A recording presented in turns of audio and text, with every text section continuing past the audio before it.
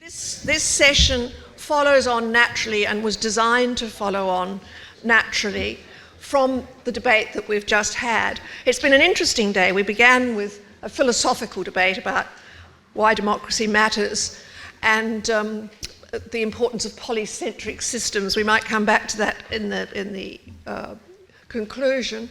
Global challenges to democracy, Australian attitudes to democracy, and now we've been looking at technology and all of the challenges and the problems.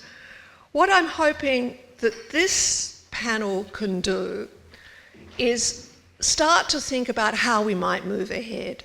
We're particularly lucky to have here the new Privacy Commissioner, Carly Kind, Catharine Lumby, a journalist turned scholar, one of the first to call out disinformation and misinformation loudly, and an expert, Amanda Third, who's an expert on social media and young children. She's the co-director of the Young and Resilient Research Centre. Thinking back to Cambridge Analytica, and it seems a very long time ago now, doesn't it? But the great shock was the one that I think Fatima identified to some extent.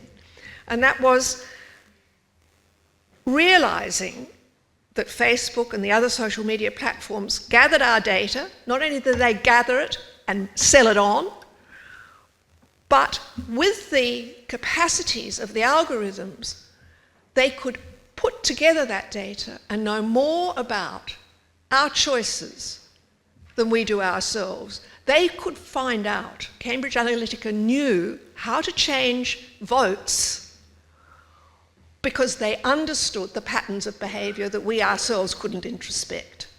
Now that's a really big hit to identity. It makes one really nervous about understanding what your own choices are. And I think that sense of surveillance, which Fatima talked about so clearly, that appalling sense that you are being seen all the time. So it's not just private companies that do this, it's the public companies as well, or nation states, that they know more about you, and really there's no way you could find it out. I've heard doctors say one of the problems they have with AI is that they put their results into the black box and then the decision is made for them. If you're going to get eye surgery, that decision is made for them, and then who's responsible if it goes wrong? So there's a very big set of issues. It's not just us as individuals. So really what we're talking about today, and to some extent I'm really glad that we finished that session on the question of children, because I think the sense of the importance of this next generation and how we look after children is really important. We're going to be thinking about privacy, we're going to be thinking about misinformation, disinformation in the new media landscape, and should we be worrying about social media, which of course has been such a big topic that our third speaker has been totally taken up with it over this week. We're going to begin with Carly Kind. Carly joined as Privacy Commissioner from the UK-based Ada Lovelace Institute, a human rights lawyer, leading authority on the intersection of technology, policy and human rights. She's worked at the European Commission, the Council of Europe, range of civil society. She's also no defeatist, and really, I don't know that there could have been a tougher introduction to Australian processes than the rather rocky road of the privacy legislation over the last few months. As I say, she's tough. Changes were made, but there was this strong pushback, of course, from private industry and from business who say protection of data is going to stop free global trade. To Carly's response, we need trade and tech, but we need protection too. I'll hand over to Carly. Thank you so much, and thank you very much for having me. It's interesting that you start off talking about Cambridge Analytica. So the Office of the Australian Information Commissioner, which is the home of the Privacy Commissioner, we're still in mediation with Facebook / now Meta, some 6 years on from commencing legal action against them for that very incident. So these things have a long tail, as they do obviously across many aspects. But I think one of the really interesting things about Cambridge Analytica, and I wanted to start off talking about this anyway, was what it revealed to many of us who already had an eye on technology was this is not a bug, this is a feature of digital tools. The ability to target and to influence behaviour was not some perverse thing that Facebook was doing behind the scenes. It was a feature of its system that it was out there selling to advertisers. And I think that Cambridge Analytica really was a big wake-up point for the society at large about the political economy of the information environment. And I think it's really important that we stay there for a second to understand that political economy. So as we all know, if you're not paying for the product, you are the product. And that is no more true than in the online realm, where we have this, as Professor Shoshana Zuboff called it, surveillance capitalism is the overarching framework within which we go onto digital technologies. So the major social media platforms have a data-driven business model. And what is a data-driven business model? It's a business model that's based on data that we, as its users, create, either our personal information or information that's derived from our personal information. So inferences about who we are based on the things that we do online. And I think that this political economy creates a few incentives, often perverse incentives. One of those is to collect more and more and more personal information about individuals, and that creates a range of additional risks, not least the risk that that data then gets exposed in large-scale data breaches, of which we've seen many here in Australia in the last few years. And actually, Darren talked about 23andMe. They were subject to a data breach earlier this year, 7 million people's genetic information exposed to hackers. But it also creates incentives to use that data to keep us online longer and longer. Sorry, thank you for pointing that out. So we know that... Yep, is that better? Great.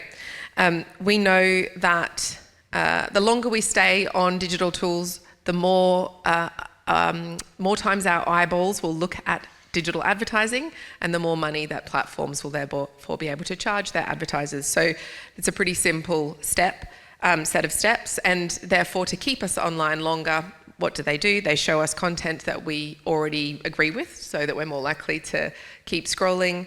They show us other people that are like-minded. We get to feel safe, like we're amongst friends. So therefore we see the emergence of filter bubbles, echo chambers, etc. And they show us more and more outrageous content, so things that are going to excite us and keep our attention for longer. And essentially these platforms are optimizing for our attention alone without thinking about those potential societal flow-on impacts. And this foundation really has shaped the social media environment that we have today. I'll give you an example of an issue we're looking at the moment. So one way in which social media platforms are able to make sure that that advertising is as personalised and curated as it is through the use of something called tracking pixels. So if you go on a website, you might be scrolling through that website, and then you'll later go to your social media account and you'll notice that something that you looked at on a website earlier is advertised to you. So you looked at a pair of shoes on Country Road, and then you go onto your Instagram account and there's those Country Road shoes. That's through the use of a particular piece of technology called a tracking pixel. And that kind of technology is being deployed pervasively throughout the online ecosystem, and it's not discriminating as to whether the browser is an adult or a child. So we're looking at the moment at the use of pixels on sensitive websites such as health insurers or online therapists.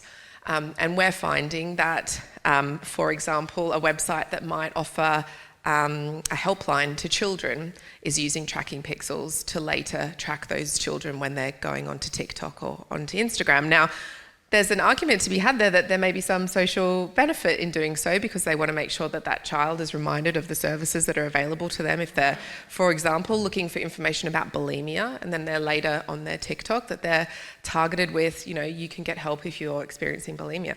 But on the other hand, you have to think that many of these children are going to feel that it's creepy and that there's some form of surveillance. They might be less likely to search for the information in the first place.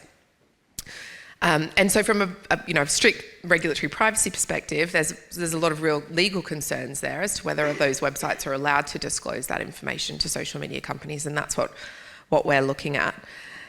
But I raise that because I'm preoccupied at the moment, and I'm very much looking forward to hear what Amanda has to say about the proposed social media ban, wherein the government wants to stop children under the age of 16 going onto social media sites.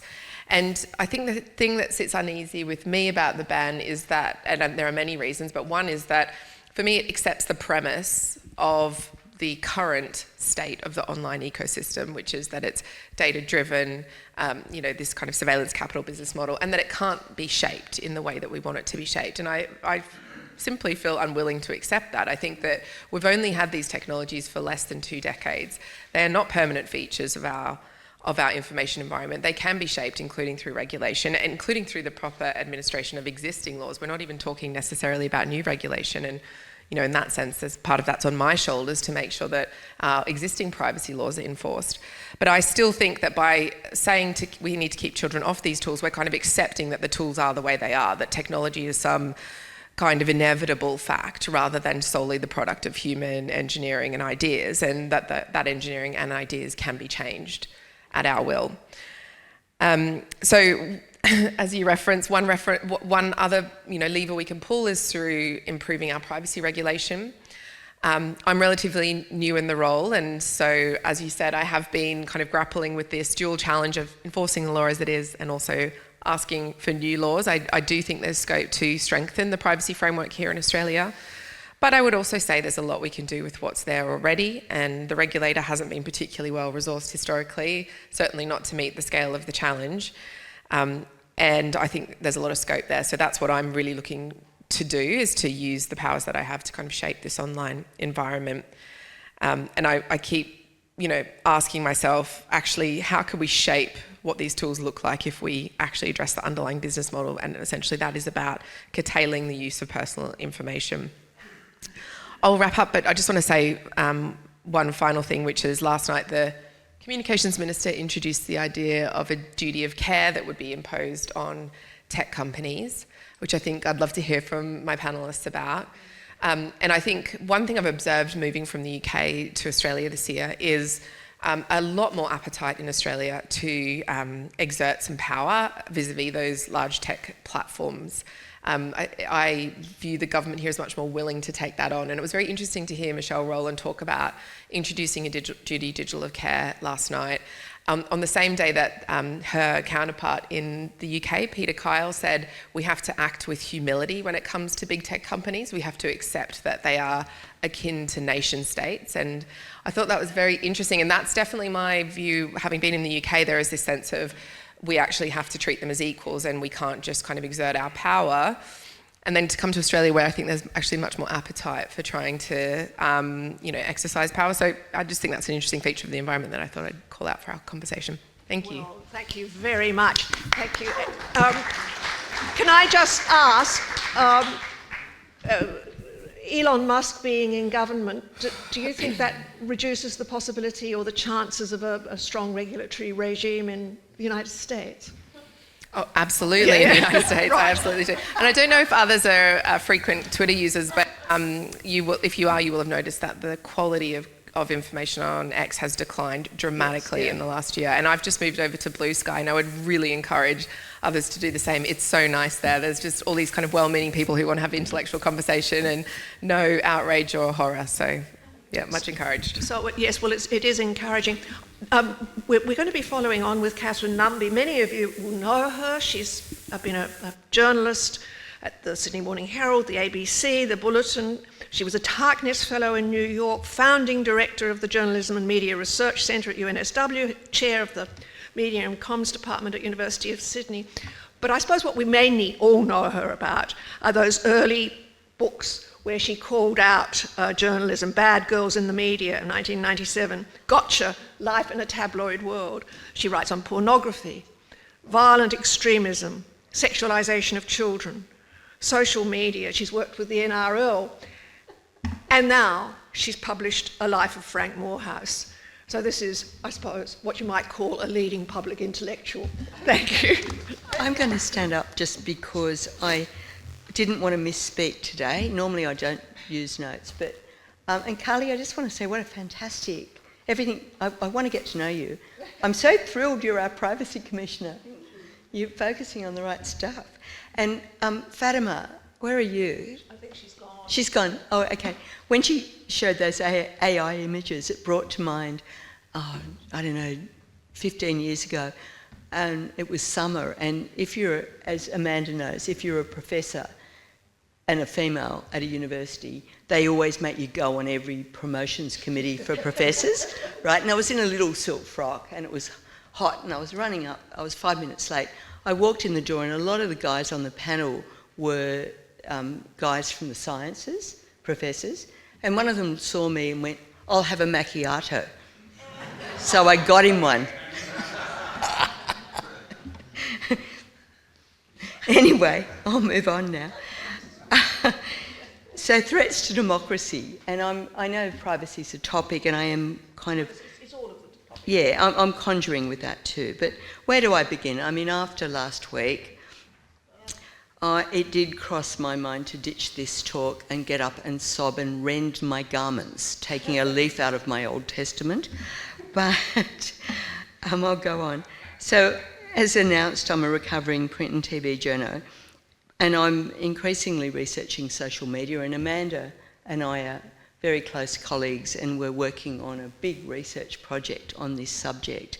And she and I have both always been very concerned about young people, but also concerned about the way in which we are concerned about young people, like why we don't listen to them, and she will talk about that, why we don't acknowledge their agency.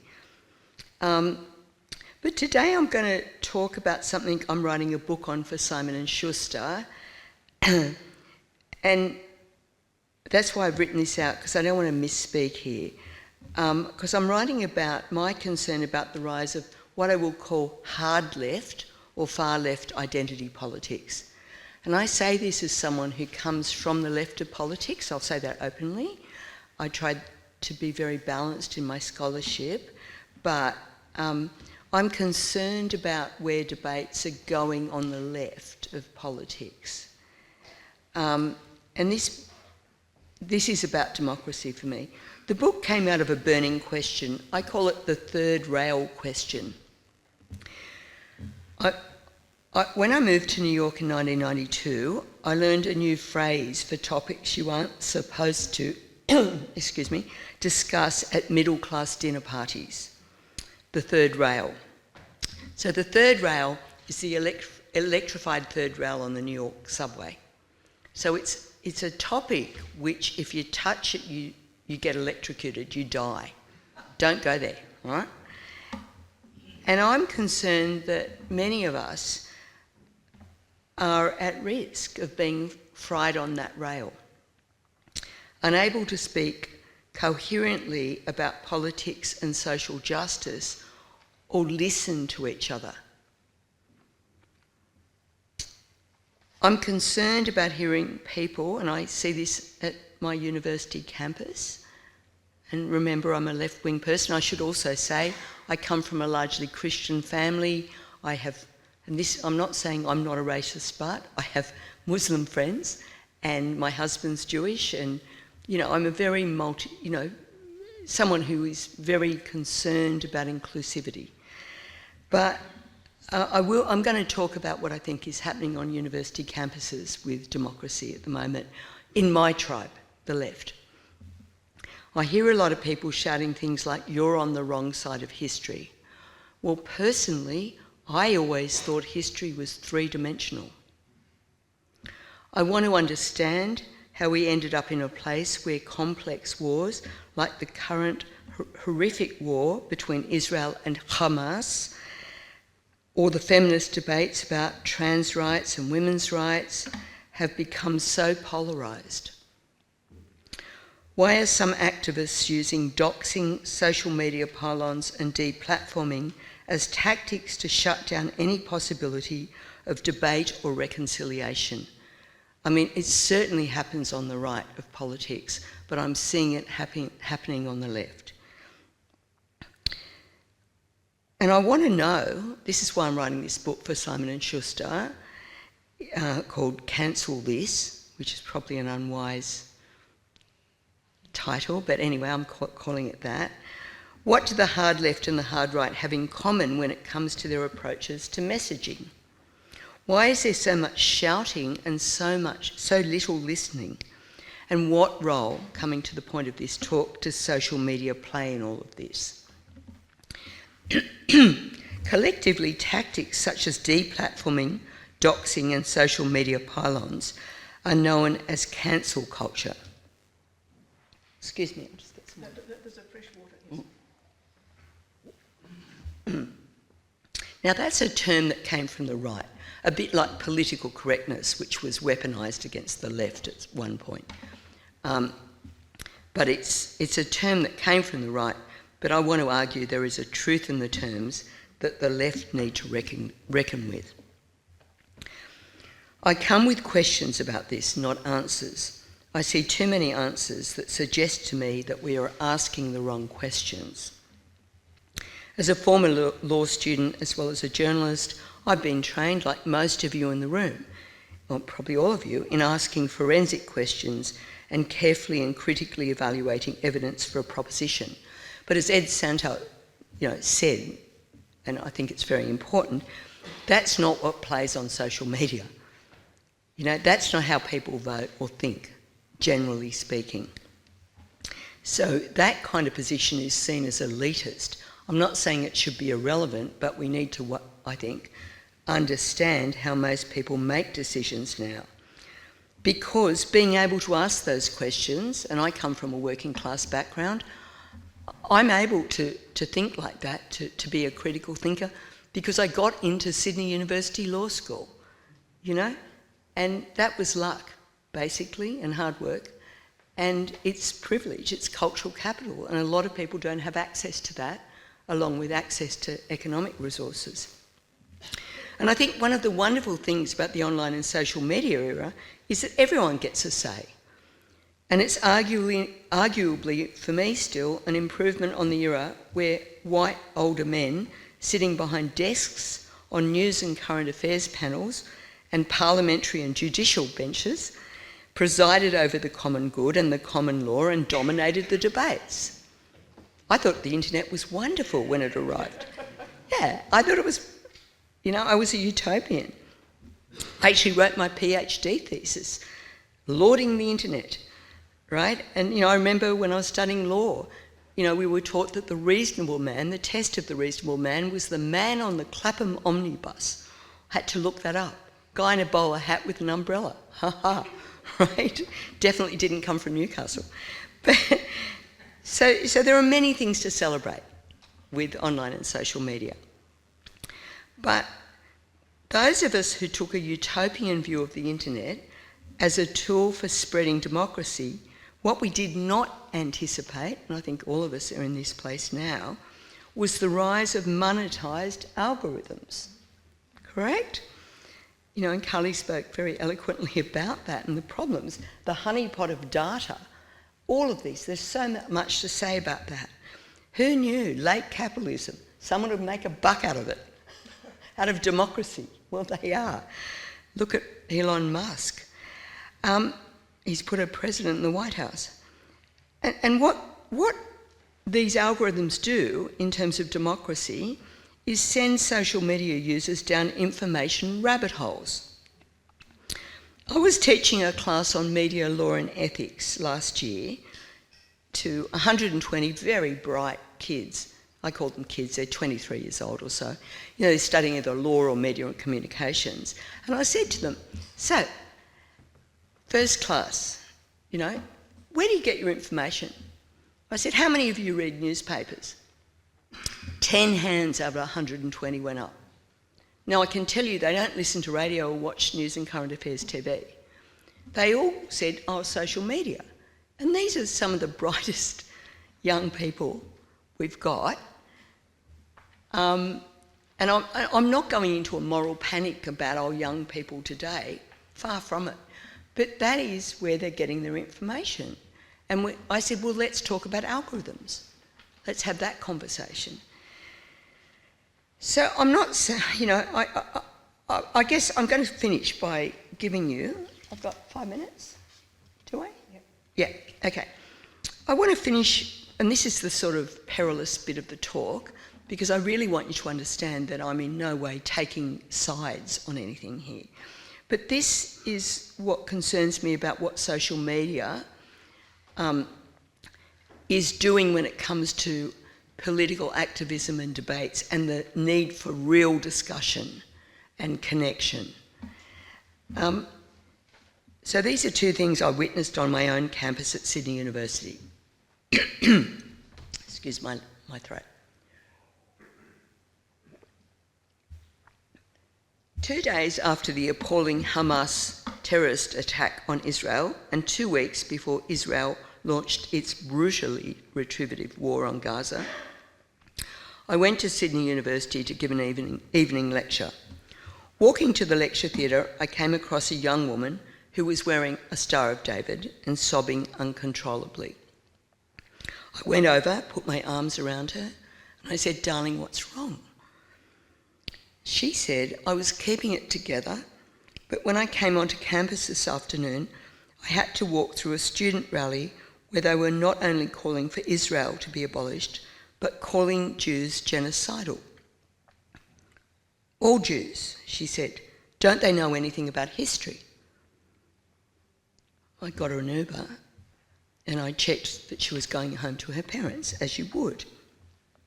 She told me she was completely opposed to the Netanyahu government and opposed to the settlements in the West Bank.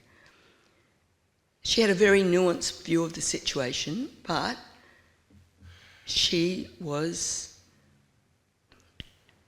I feel very emotional talking about it. She was absolutely breaking down. Now, and that wasn't the last time I saw Jewish students or academics feeling unsafe on campus. At the same time, I am a huge supporter of peaceful protest, and I am personally no fan of Netanyahu's far-right government or many of the military actions it's licensed. But what I see on campus is there is a heat in the pro-Palestinian encampments and rallies that bring this third rail metaphor to mind. The protesting students are passionate in the same way that protesters in the Vietnam War moratoriums were. And I've spent a lot of time in my life researching the 70s. I wished I'd been there. It seems cool. But I missed out. I was too young. But I think there's a qualitative difference. This is a question, not a statement. For most of the protesters at the moment, the Middle East conflict is remote from their own lives. For some of them it's not, and I acknowledge that. For people of Muslim faith or Jewish background. The cause they are going to the war for many of them, is grounded in a set of ideas rather than lived experience. They are opposed to imperialism. What interests me is why Israel has become the limit case in colonisation when we're all standing knee-deep in colonisation, unless we have First Nations heritage. I'll just finish saying this. The film producer Emil Sherman and his cousin Lloyd Vogelman host a podcast called Principle of Charity, and I suggest listen to it, where they invite 2 guests who have strongly opposed views on a controversial issue to come on and argue the other's case. The idea for the podcast is based on the idea that we should seek the truth rather than seeking to win an argument. I've done the podcast. I did it with Professor Clive Hamilton, who said some pretty unpleasant things about me in print. And on this topic of pornography, he thinks it should be all banned and I don't, but you know. But we had to argue each other's case, and at the end of it I thought, I'll have a glass of wine with you, mate. I'll finish by saying this. So my concern is the rabbit holes with social media. I'll finish by saying this. In an article in the New Yorker that came out 2 weeks before Trump's election, the wonderful writer Adam Gopnik wrote, "We may be standing on the edge of an abyss, and yet nothing is wrong in the expected way of countries on the brink of an apocalypse. The country is not convulsed with riots, hyperinflation, or mass immiseration. What we have is a sort of phony war, with the vehemence of conflict to what we might call the cultural space. We live in the age of individualised collective action, the like-generating posts, which defines social media, and I am left wondering whether performative politics on the left has eclipsed the question of what we are actually trying to change in the way our democracies operate. And there is still a lot that needs changing. Thank you, Catharine. I think we are being quite controversial. If I can just make one comment about that. When I was a young mother, I got very involved in philosophy for children. I'd been a logician. And one of the things that we tried to teach the children when they were sort of 3 or 4 or 5 was that you ought to listen to people's arguments, and that it was really important to talk about the argument, not about the person. And we seem to have lost that entirely. And in fact, I've been trying to reintroduce philosophy for children with my grandchildren with great failure. I'm having a bad time.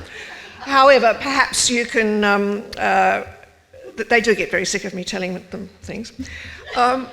Amanda is one of the new wave of researchers working with young children and social media.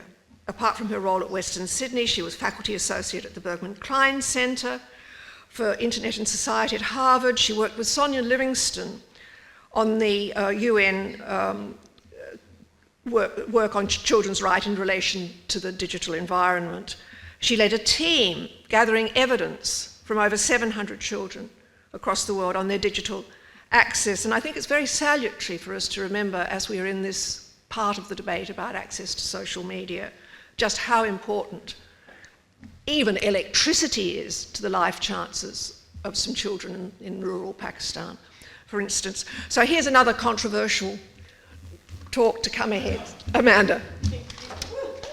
Oh, hello everyone. It's lovely to be with you all, and I want to thank Christy for organising all of us. She had to rustle black cats at midnight to get us here today, but she's done it. So I'm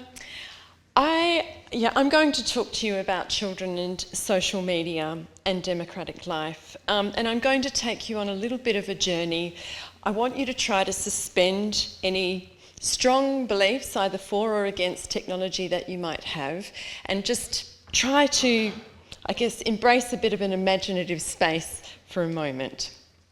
I want to point out I'm not an expert in civics education, so while we're here to talk about educating for democracy, that's not my shtick. My expertise lies, as Christy's gestured, in really working using youth participation research methods to hear from children and young people under the age of 18 about how and why they use technology, what they get from it, and how they imagine themselves and their place in the world as a consequence. And I've done that work I've led projects in over 80 countries around the world, and what is remarkable about what children tell us all the time is that, well, there are two things. The first is that they love their technology. There's no surprises there, probably. And the second thing they tell us is that parents and all adults of all kinds don't get it, right?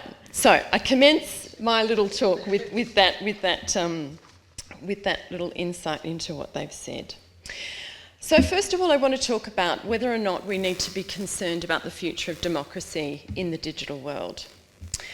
Asking about the future of democracy in the digital world conjures two key phenomena. On the one hand, the proliferating forms of digital technologies that are increasingly available in the context of our everyday lives, and secondly, children, which, and I'll try not to sing here, as Whitney Houston reminds us, are... Pardon? Sing. Oh. Can you... You don't want to hear me sing that. Who said, of course, that children are the future, right? But this is an idea that we commonly hold in our culture. And indeed, the question about educating for democracy is really, I would argue, a question about how we socialise children into the democratic order, right? There's a question there of how we shape and curate the next generation. And what I would also say is that it kind of betrays an adult anxiety about the child as a figure who's always prone to or about to slide out of our control, right? All right, so, but should we be concerned about the future of democracy in a digital world? Well, the short answer to this question is yes and no. On the one hand, we should be concerned most definitely because children across this country are feeling disengaged from and disillusioned with Australian democracy. In a recent study that my team and I did, we worked with children across communities who are deeply affected by climate change to understand their experiences. Across the study, children's narratives had one thing in common. They felt deeply alienated from democratic decision-making processes and, let down by adults. The word they kept using with us was abandoned, right? Now, abandonment is a form of neglect, and you could say, well, the kind of abandonment they're talking about is not all that serious, but when you have a low level of a sense of abandonment at scale, that amounts to a major social crisis brewing. And I think it's time that we stood up and listened to what children are telling us, i.e. that we're not listening. Because they're not regarded as fully fledged citizens, children are often invisible to democratic institutions and decision-making processes.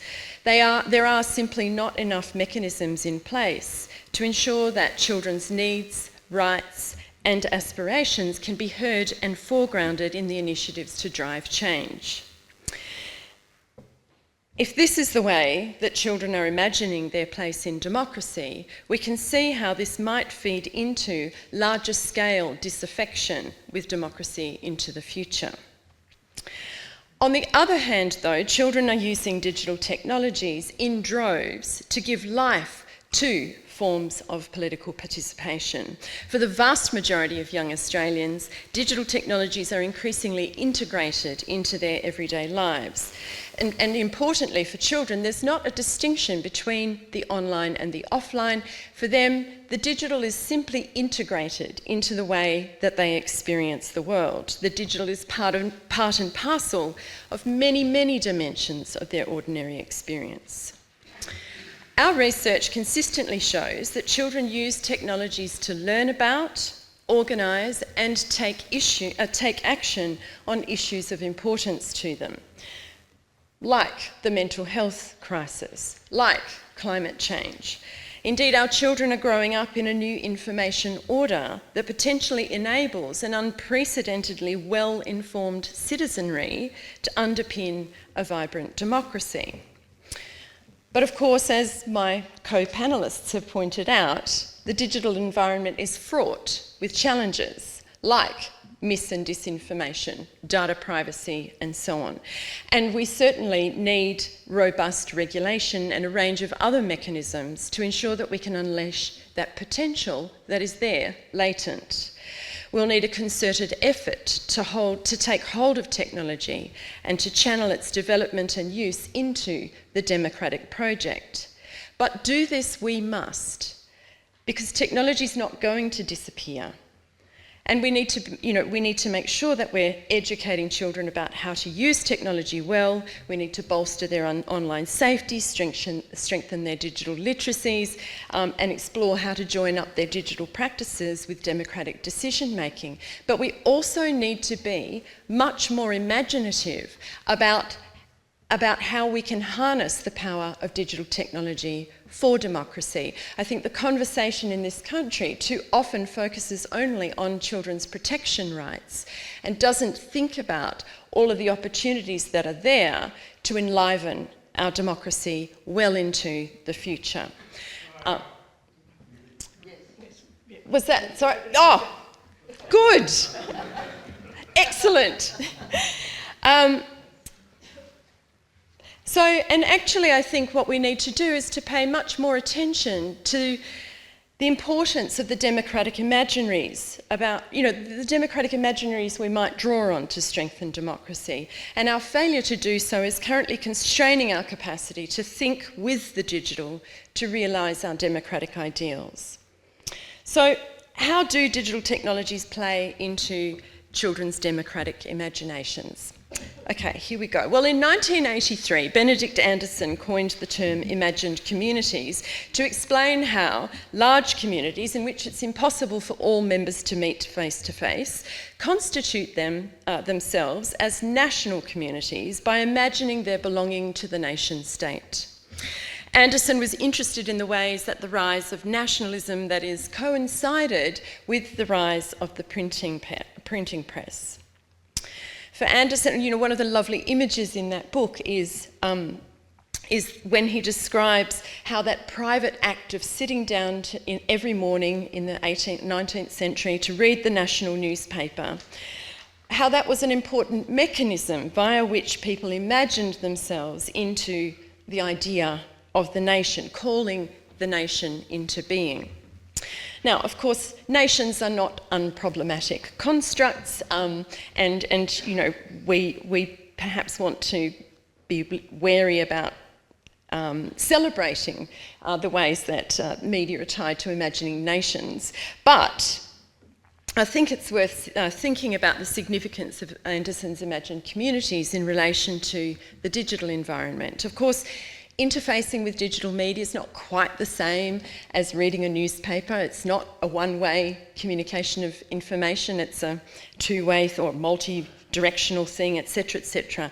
But nevertheless, the digital environment opens up a new set of opportunities, I would ask, imaginative opportunities, I would argue.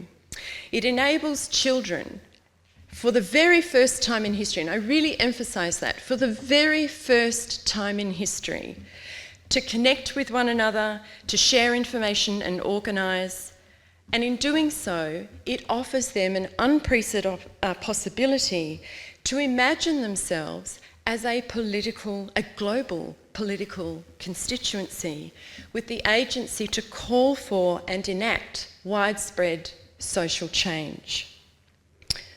Now, what could we do with that, right? Children are already intuiting the power of these new imaginative possibilities. We've seen them take action to seize the opportunities that are being offered. For example, hundreds of thousands of them are using their devices to learn about, self-organise and take to the streets to call for climate justice through the student strikes. And arguably, these transnational democratic imaginaries will be vital to our capacity to build the solidarity that's required to address those large-scale intersecting crises that are shaping our present and which will continue to shape our children's futures. At the same time, given such imaginaries transcend the boundaries of the nation, of course we need to think carefully about what that means, how to harness them and how to work towards the democratic world we want to achieve. All right, but what stands in the way of us being able to harness the potential of technology for democracy, and what does this mean?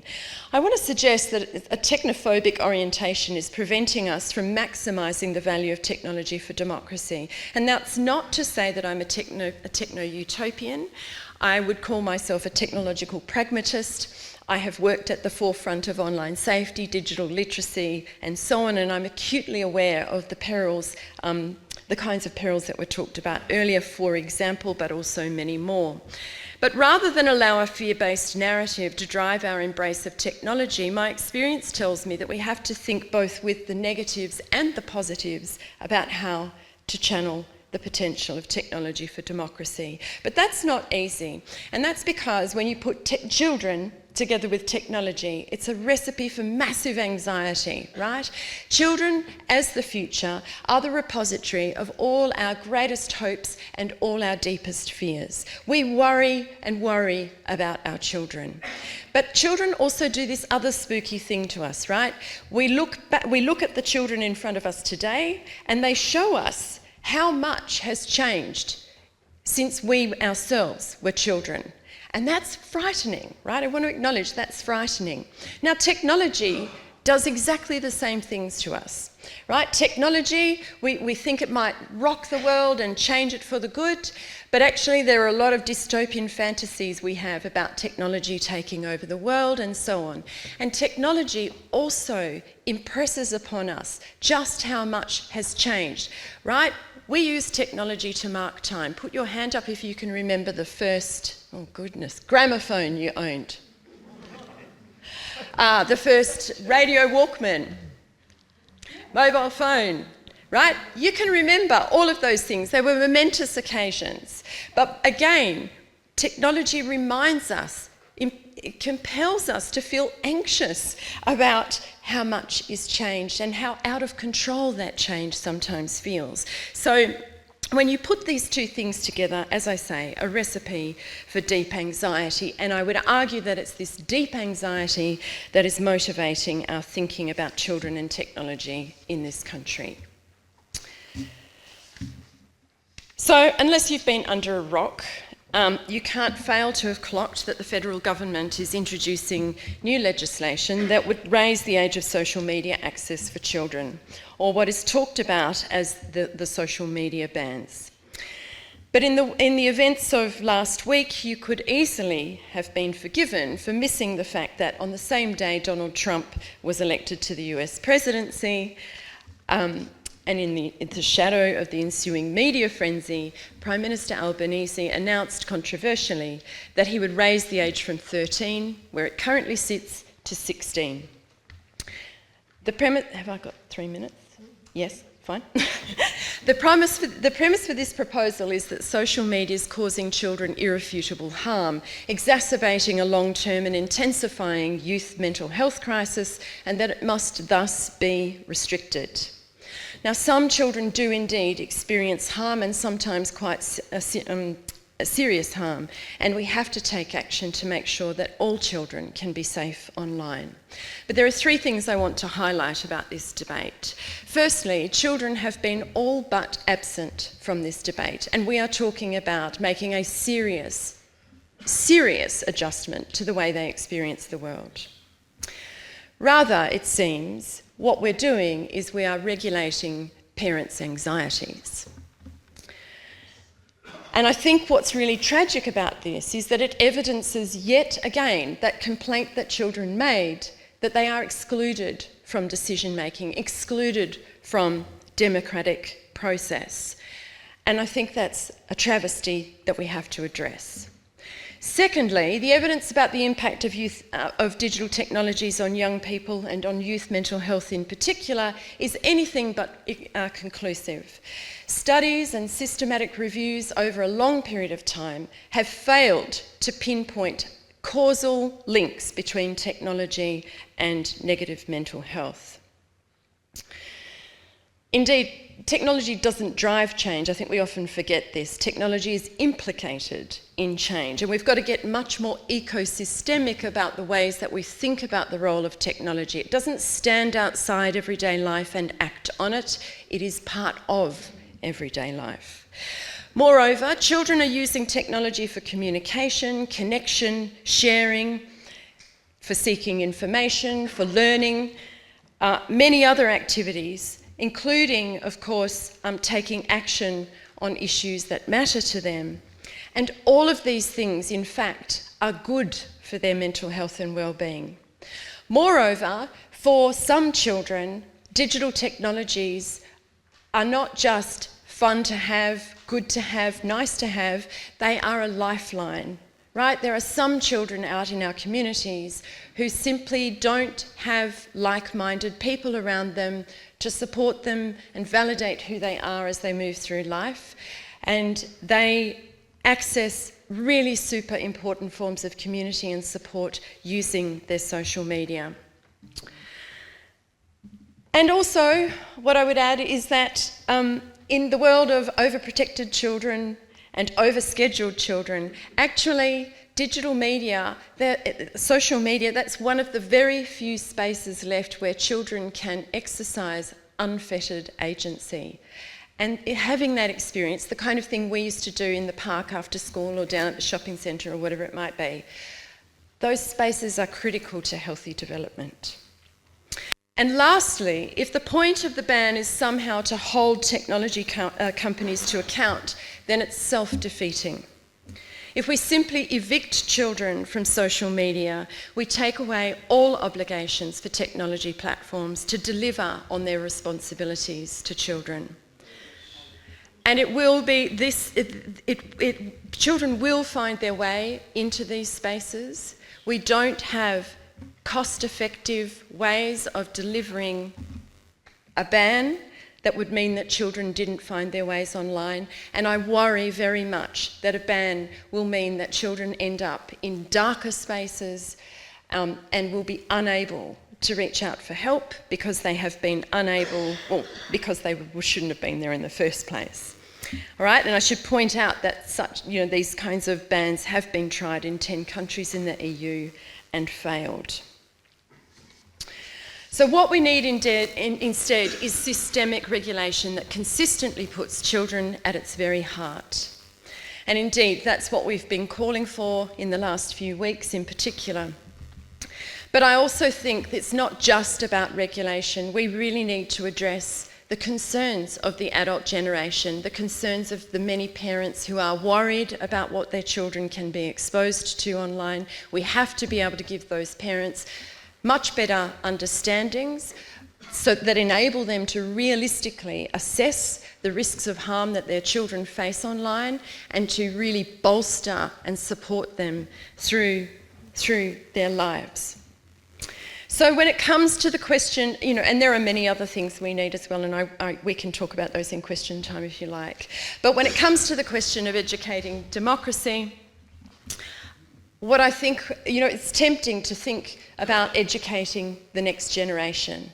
But really what I want to leave you with is I think it's time to re-educate the adults of the world.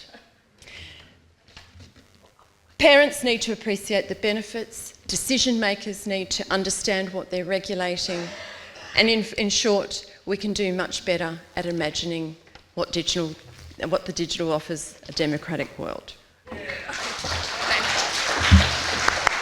Now, I think we've got 5 minutes for questions. Thank you very much, Amanda, an impassioned speech. Who would like to start on the questions? Yes. Thanks, Graham.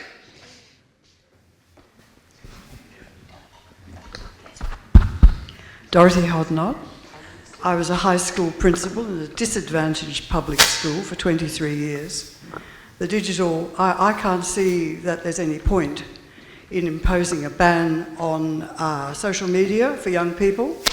I think the horse is completely bolted, and the horse is bolted in terms of adult responsibility for what children are looking at as well. And there's a good case for educating parents into proper supervision of their children. We advise parents who complain to us about their children going into dark places in the middle of the night, said take all of those things out of their rooms. No television, no radio, no computers, no phones. Let them sleep, because they actually need to sleep a lot longer than you do. The issues are really serious ones.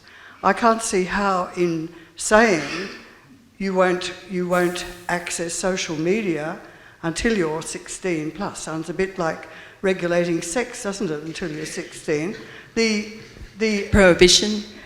I don't see how the government can control that and how they can actually check that that's happening. So instead of doing that, maybe what we should be doing, and this ties into your issue around teaching critical thinking, which is hard to teach.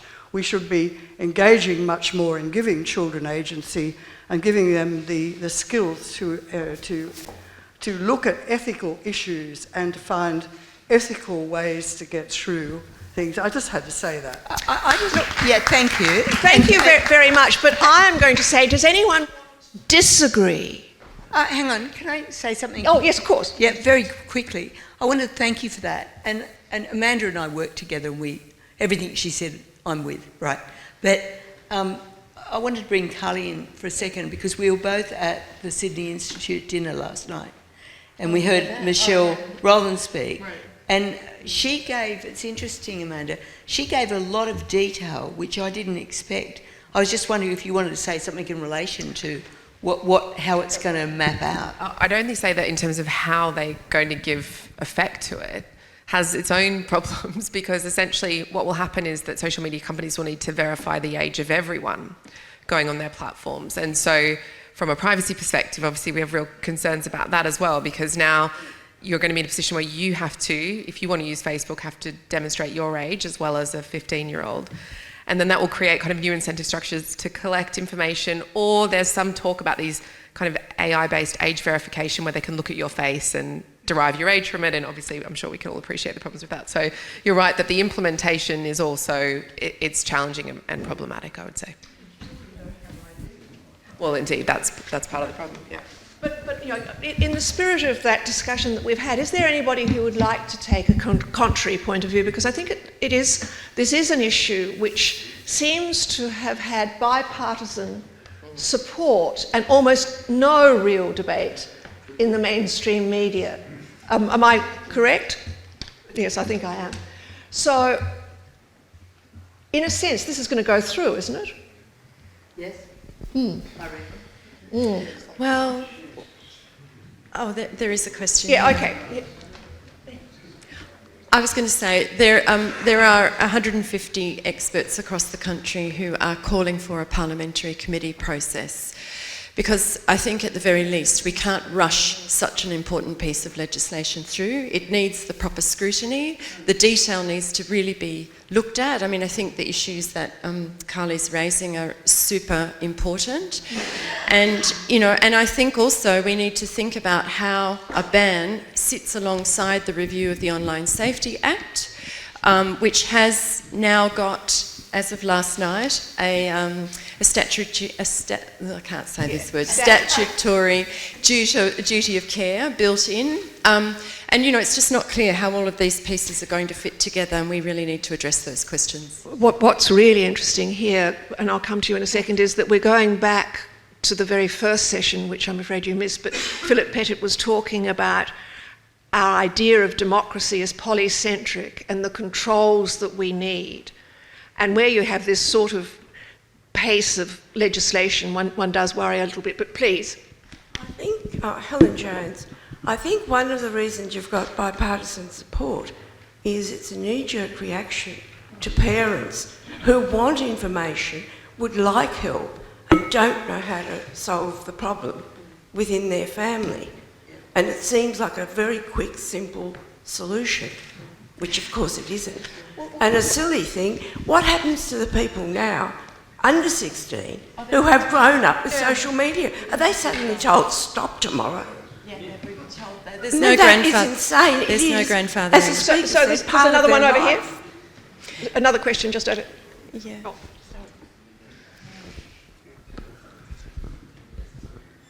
Thanks for a great session. Both Carly and Amanda, you mentioned this importance of, you know, reshaping social media to make it better, basically, for young people, for everyone else as well, but to push that, the incentives up for an alternative kind of social media.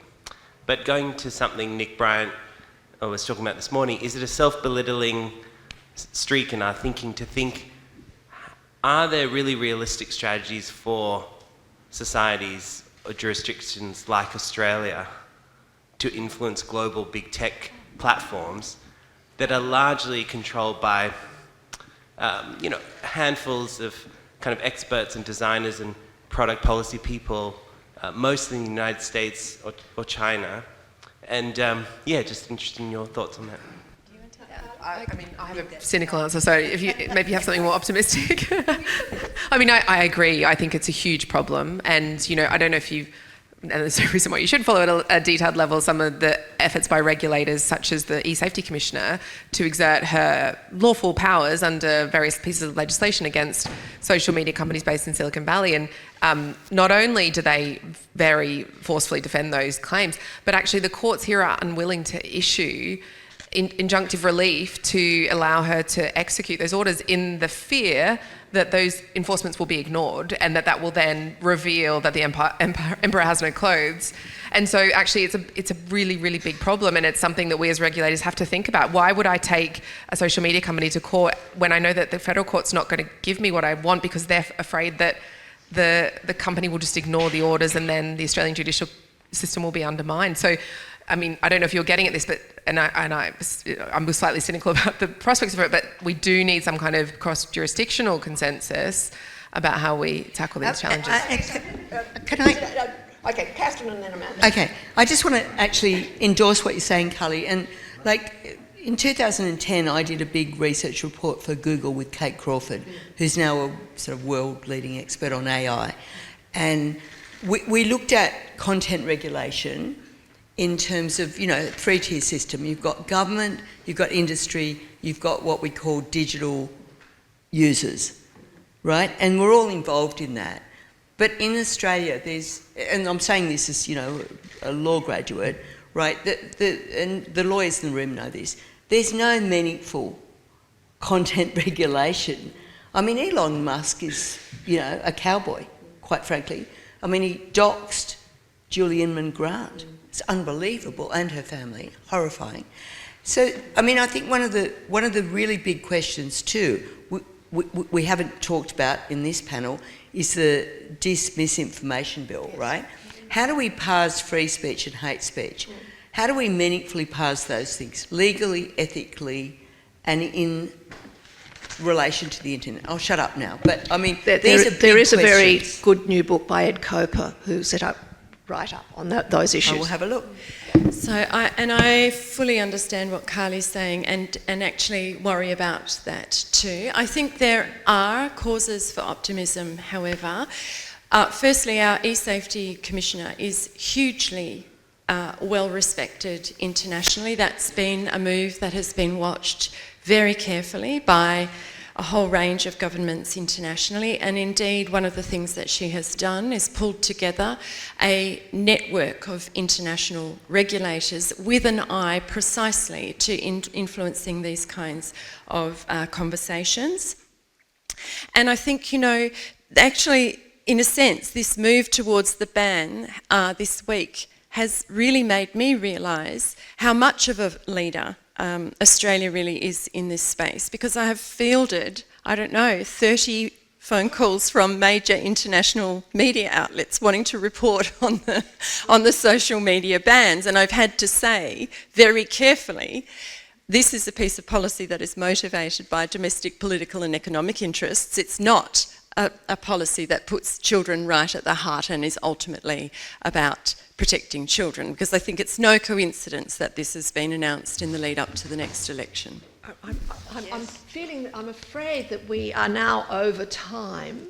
So I think that we will have to leave it there, because we're hoping to have a session, and we hope that you'll all stay and try and think what we can do. And there's an attraction at the end, there's a drink at the end. So it's worth it. But we're trying, so I want to first of all thank our speakers who did move our focus well and truly onto that next generation. So thank you very much.